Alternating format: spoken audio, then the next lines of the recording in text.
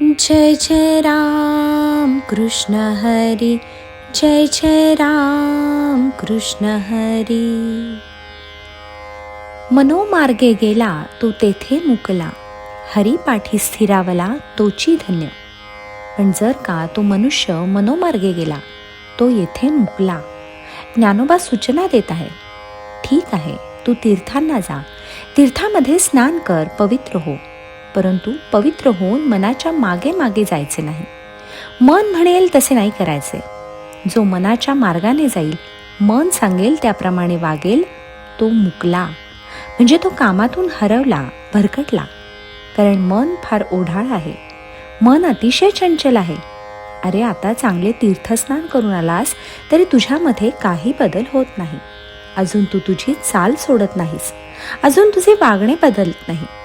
का बदलत नाही? वास्तविक हा आता तीर्थामध्ये स्नान करून आलेला आहे, पवित्र झालेला आहे. तीर्थाने ह्याचे पाप घेतले आहे, मग ह्याचे वागणे सुधारले पाहिजे, हा शुद्ध व्हायला पाहिजे. पण पहा तुम्ही, कितीतरी लोक खूप तीर्थयात्रा करतात, परंतु ते मनोमार्ग सोडत नाहीत. ते मनोगामी असतात. मनोगामी म्हणजे मन जाईल तिकडे जाणारे. असा जो मनोमार्गी मनोगामी असेल त्याचे जे मन आहे ते मन मग भरकटते आणि मनाने मनुष्य जास्त पापी होतो. तीर्थाने त्याला पवित्र केले होते, पण मनाच्या नादी लागून हा मनुष्य मनाला आवडेल तसा करायला लागला आणि भलतेच उद्योग तो करतो. आणि भलतेच उद्योग करण्याने पाप होते. मग तो नको ते करतो. म्हणून ज्ञानोबा म्हणतात, त्या मनाच्या नादी लागू नका. त्या मनाला ठिकाणावर आणा, त्या मनाला भगवंताकडे लावा. ते मन इतके वेडे आहे की ते ह्या जगाच्या वाईट गोष्टींकडे आपण होऊन जाते, चांगल्या गोष्टींकडेही घेऊन जाते. मग दोन्ही ठिकाणी घेऊन जाते, तेव्हा त्या मनाच्या मागे जाऊ नका. ते जर वाईट रस्त्याने घेऊन जाणार असेल तर त्याला चटकन थांबवा. हे मना, आपल्याला तिकडे नाही जायचे, आपल्याला इकडे जायचे आहे. मन ऐकेल का ते? मनाला आवरणे सोपे नाही, मनोमुखी होणे सोपे नाही. मनाच्या मागे मागे जाणे सोपे आहे, पण परमार्थाच्या मार्गाला मन लावणे कठीण आहे. आम्ही भगवंताचेच उपासक आहोत, आम्ही गुरूंचे शिष्य आहोत, आम्ही गुरूंच्या आज्ञेप्रमाणे साधना करणारे साधक आहोत. त्यामुळे हे मना, तू आमच्याबरोबर राहा असे त्या मनाला सांगता आले पाहिजे. पण मन आवरणार नाही. म्हणून ज्ञानोबा म्हणतात, जो मनोमार्गी गेला तो येथे मुकला. मन सांगेल तसे वागू नका, कारण मन केव्हाही काहीही सांगते, चांगलेही सांगते आणि वाईटही सांगते. म्हणून आपल्या शास्त्राने सांगितले आहे, मन एव मनुष्याणाम कारणम बंध मोक्षयो. मनच बंध आणि मोक्षाला कारण आहे.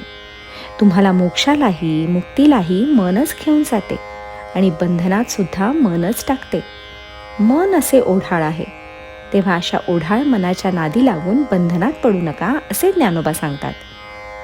हरी पाठी स्थिरावला तोची धन्य.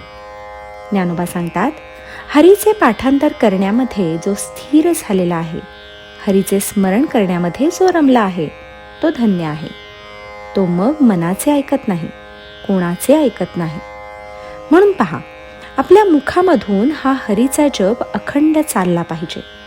तुम्ही कोणत्याही कामात राहा आणि त्या कामात राहूनही जो भगवंताचे असे अखंड चिंतन करेल, स्मरण करेल, नाम घेईल, त्याला पुण्य तर मिळेलच मिळेल, परंतु भगवान त्याचे सगळे जेवढे काही त्याच्यावर येणारे आघात आहेत, अपघात आहेत, त्यांच्यातून त्याला तारतो. तो म्हणतो, माझ्या भक्ताला मी वाचवतो. म्हणून तो भगवंत त्याला दुसऱ्या कोणालाही हात लावू देणार नाही. म्हणून तो कळी काळाला, यमाला सुद्धा हकलून लावतो. भगवंत आपल्या लाडक्या भक्ताचे यमापासूनही संरक्षण करतो. भगवान इतका तारणारा आहे, मग त्याचे नाव घ्यायला काय बिघडते? तुम्हाला गुरूंनी मंत्र दिला आहे, तो मंत्र जप तरी करा. तो जपही प्रभूचेच नाम आहे असे ज्ञानोबा सांगतात.